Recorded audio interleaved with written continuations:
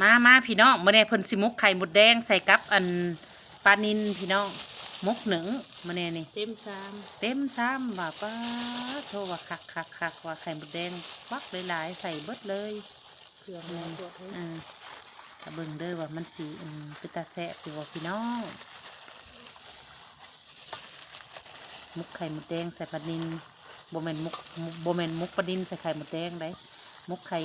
อันมดแดงใส่ปลานิลอันนี้ไข่มดแดงหลายกว่าปลานิล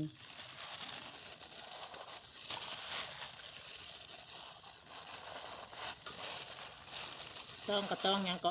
ตองกับใบตองกุ้งเด้อสิให้เบิ่งพี่น้องอันนี้ตองกับใบตองกุ้งแม่เป้งมันคือบ่ใส่โลด ใส่แล้วนะ มาเบิ่งในอุตสาห์เลือกออกแม่อันนี้พี่น้องแม่เป้งมันได้น้อยหนึงเด็กเหลือสุข่อยกินเด็กบ่แม่นว่ามันหยังดอกพากันกินเอารูปลงนี่อันนี้อันนั้นใบตองกุ้งบ่มีใบตองกล้วยกับงัวกินเบิดเลยเอาใบตองกุ้งมาเนี่ยนี่ใส่แม่เป้งพร้อมใส่ทุกอย่างใส่ซ้ำหนึ่ง จะแสบอยู่บ่เนาะ ตาแซ่บหนึ่งเสี้ยวไผ่ใหม่เหมาะในหนึ่งหอมๆเนาะ